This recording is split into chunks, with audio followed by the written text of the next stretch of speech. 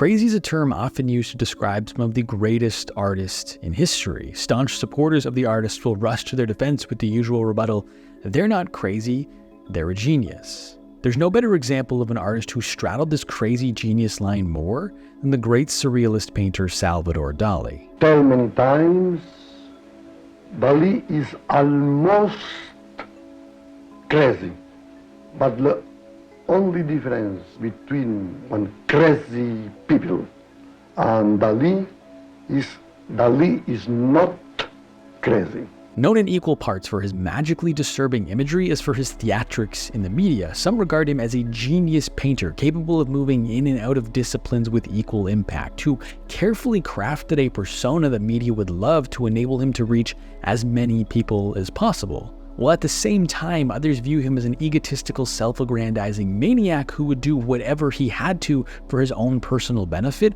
regardless of how it impacted others. No matter what your opinion of Dalí is, we can all agree he was a bit of a weird guy whose paintings were even weirder. His aim was to dig deep into his subconscious and capture the deepest recesses of his soul on the canvas with as much detail as possible. And according to him, he was able to do this through a process he invented called the paranoiac-critical method. The only issue with the paranoiac-critical method is that it could only be performed by Salvador Dali.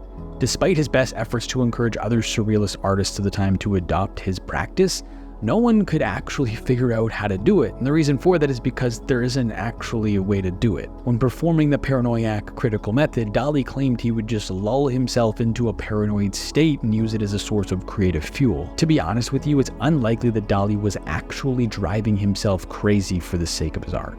But that doesn't mean that the paranoiac-critical method doesn't exist. In a recent interview with Artwell, world-renowned Dalí expert Nicolas Descharnes provides a reframe of the paranoiac-critical method. It was even difficult for him to give a clear and simple definition, which I did later on because of my maturity and everything. Now, this is my opinion. So for me, the critical paranoiac method it's like you register everything that happened, then you try to link them, and it generates the creation. So the association is irrational, but the way he put it on the canvas, he make it rational, to be able to explain, to show that to the people. What Nicolas is saying here is that the paranoiac-critical method was actually an intellectual and creative exercise. Dalí's method was to actively try and create links between unrelated events and objects in his life to see what his mind could come up with. When he would find a link, he would then paint an image that he thought represented that link. If you want proof that Nicolas' interpretation of the paranoiac-critical method is correct, look no further than Salvador himself. In the early 1930s, when he was inventing the method, Dalí wrote this in a surrealist publication: "I believe that the moment is at hand when, by harnessing the paranoiac and active component of our thinking processes, it will be possible to systematize confusion and contribute to the total discrediting of the world of reality." To Dalí, paranoid people see the world in a way no one else does because they unintentionally connect different events in their life and draw conclusions no one else will. But because there's no rational link between these disparate life events, it requires a certain type of creativity and the suspension or discrediting of reality to find a connection. Dalí wanted to tap into this creativity that was only reserved for those who are crazy, and he did so through the paranoiac-critical method. He wasn't actually entering a state of paranoia, he was just replicating a paranoid thought pattern by intentionally, or in other words, by using the active component of his thinking process to link unrelated events in his own life. In doing so, he would create a different reality for himself and see the world in his own unique way, which would lead to the creation of images unlike anyone else. In a 1964 interview, Dalí explained how this thought process allows him to see the world differently, saying, "I'm not actually crazy. A psychiatrist in Paris worked for 7 years to determine whether Dalí is crazy or not. After many conversations, he decided that Dalí possesses one of the best organized brains he had ever encountered. He said that my brain contains the characteristics of paranoiac delusion structure. But paranoiac delusion, of course, is absolutely creative, the best kind of crazy. The whole difference between a crazy man and Dalí is that Dalí is not pathological. But even in true pathologic paranoiac delirium, there exists some contact with reality. For instance, a good example of pathologic delirium: a man feels that his family is against him and they want to poison his food. He begins to look around very closely at his family and discovers many things about them that are absolutely true.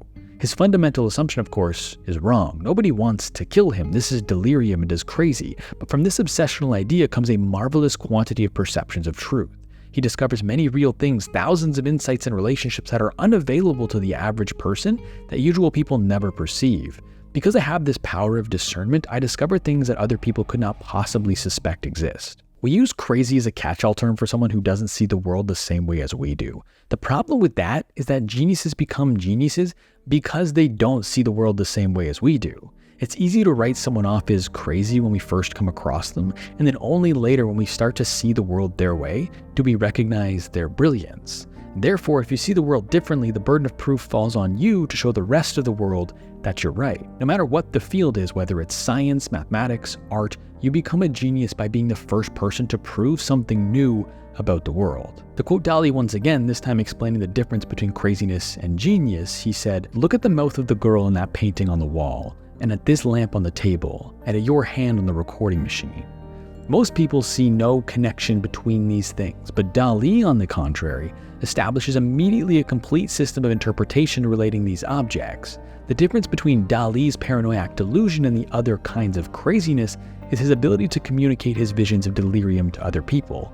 This is the ability to see clearly, which is the basis of every artist. The clearest such vision was that of Leonardo da Vinci, who could create, for example, an entire battle scene just by looking at random water spots on a damp wall, sometimes for an hour or more. This is the true paranoiac phenomenon, because if you can see something in this way, it is possible for you to tell other people this is the nose of a man, for example, and they will see it exactly the same way as you. And the other kind of crazy, it is the contrary. You may have a vision or a dream, but after it passes, you cannot communicate it to other people because it is not systematic or organized.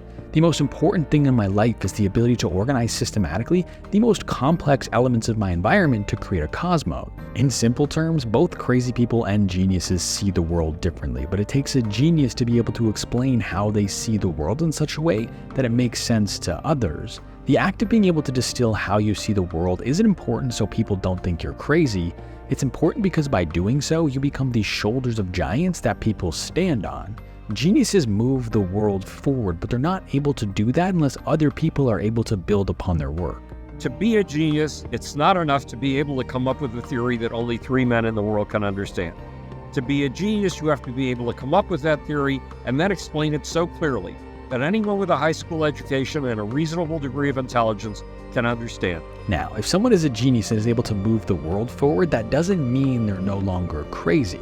When someone sees the world differently, it's never just in one way. They might create something that alters the course of humanity, but that doesn't mean they'll no longer do things you think are weird. Michelangelo didn't bathe, Einstein refused to wear socks, Beethoven poured water all over himself to stimulate creativity, Tesla did toe curls to boost his brain cells, and Dalí believed he was the reincarnation of his dead brother. Just because you become a genius doesn't mean you stop being crazy. The truth is, asking whether or not someone is crazy or a genius is a trick question, because you're crazy until you're a genius, and then you're both. If you see things differently, everyone will call you crazy until you prove yourself right, at which point you become a genius. The tricky part isn't finding new ways to see the world, it's convincing the rest of the world to see things your way. Who made world history? Not the most reasonable people, the madmen did. Thanks for watching. If you enjoyed this video, make sure you subscribe to the channel. If you want to learn even more about Salvador Dali, check out the Art Will podcast, where we did an entire season devoted to studying his life to find lessons that are relevant for modern creatives. This included interviews with the world's leading Salvador Dali expert, the author of The Dali Legacy, and the only director to have ever made a film with Salvador Dali himself. The Art Will podcast is available in the description or wherever you get your podcasts.